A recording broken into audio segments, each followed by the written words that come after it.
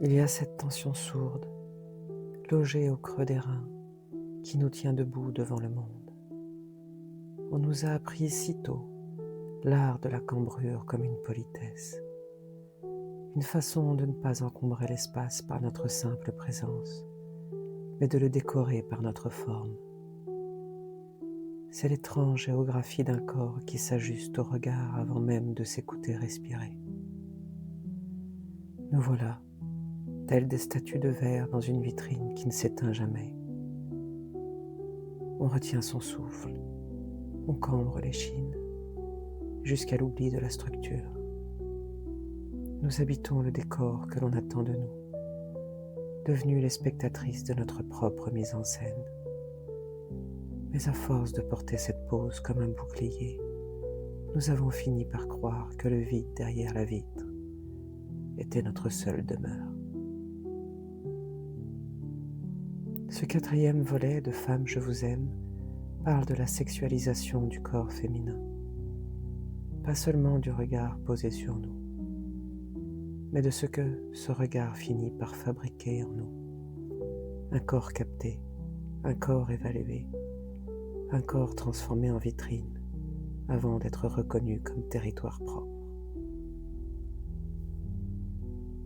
Nos corps ont tous les droits à se rendre visibles, mais un problème se pose quand cette visibilité est une lecture permanente, quand le corps féminin n'est plus seulement perçu comme un corps vivant, mais comme un message, une promesse, une intention, une disponibilité supposée ou une valeur à estimer.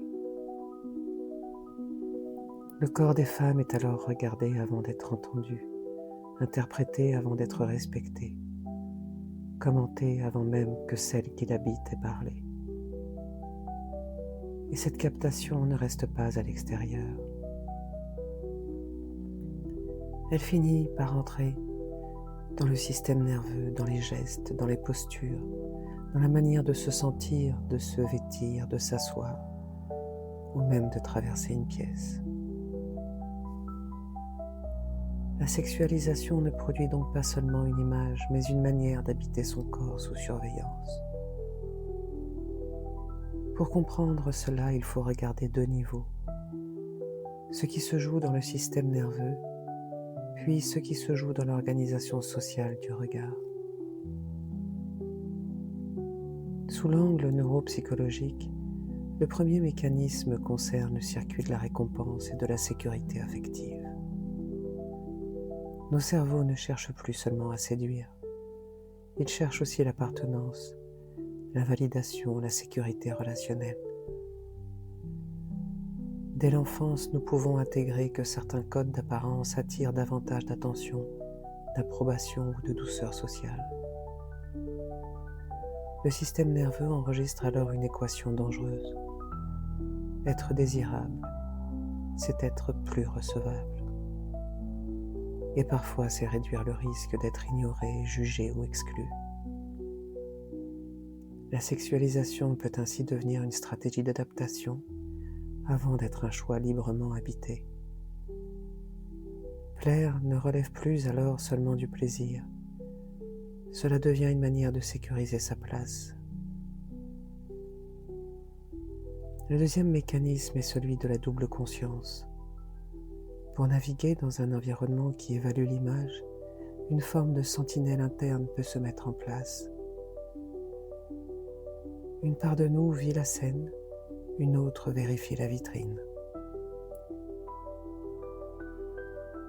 On check la posture, le vêtement, le degré de visibilité. Et ce n'est pas une coquetterie, mais une méthode de navigation sociale. Et cette méthode a un prix, car une partie de l'attention reste occupée à contrôler l'image, au lieu d'être pleinement disponible à l'expérience vécue. À force, le corps n'est plus seulement habité, il est sous surveillance constante. Sous l'angle sociologique, le corps féminin n'est pas seulement regardé ou surveillé, il est encore une fois évalué. Nous pouvons alors être moins reconnus pour ce que nous faisons, ce que nous pensons, ce que nous construisons,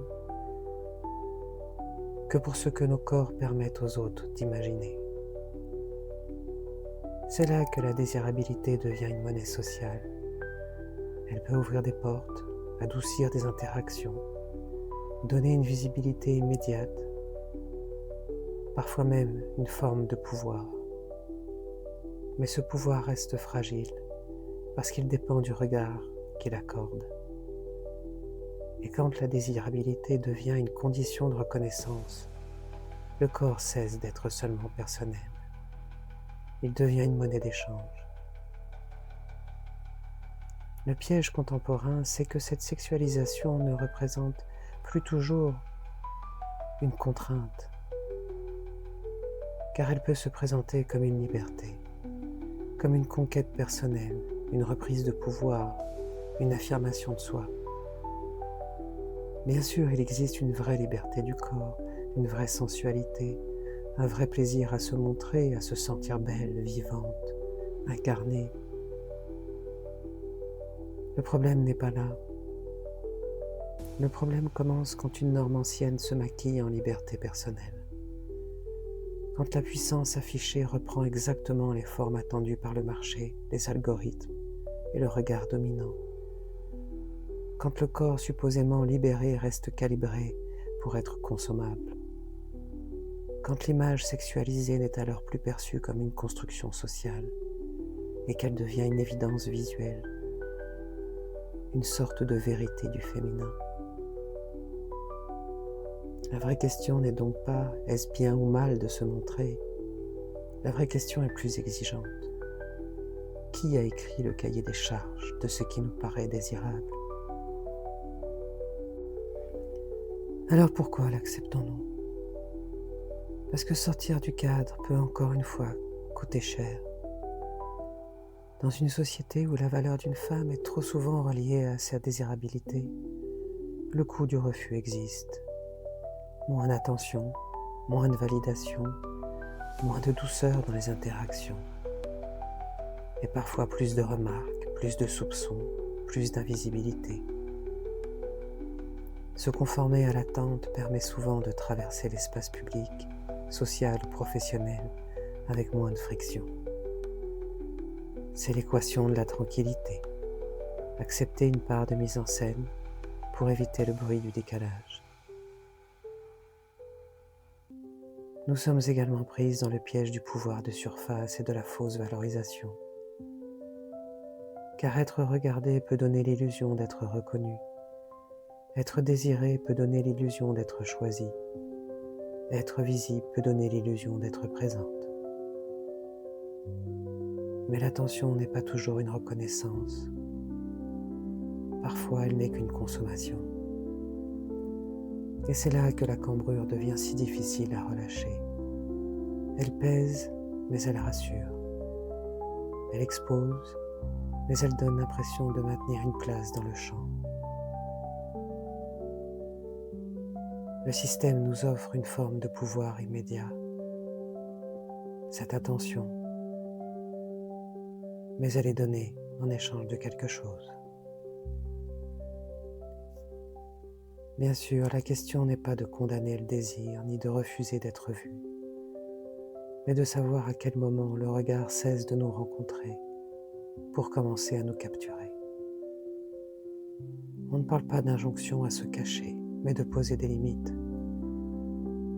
Une ligne rouge n'est ni une morale de pudeur, ni un refus du désir, et certainement pas un mépris de la beauté.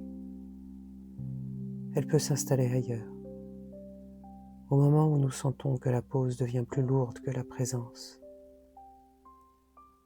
Reprendre son territoire ne se fait pas toujours dans un grand geste. Parfois cela commence par un centimètre. Peut-être un vêtement choisi pour respirer plutôt que d'être lu. Par une posture qui ne cherche plus l'angle favorable. Par un sourire que l'on ne force plus devant une remarque sur son corps. Par la décision, pour certaines heures ou certains lieux, de laisser le corps ne plus être regardable, mais seulement habitable. Nous pourrions aussi réintroduire le consentement à l'image, tracer une limite sur l'exposition numérique ou sociale, refuser que nos corps soient des textes publics ouverts aux commentaires, aux interprétations, aux compliments qui prennent plus qu'ils ne donnent. Il ne s'agit pas de disparaître, il s'agit de ne plus être absorbé. Alors, quelle part de votre parure est un plaisir vivant et quelle part est une taxe que vous payez pour ne plus être jugé? Et à quel moment vous autorisez-vous enfin à relâcher cette cambrure pour redevenir simplement un corps qui respire?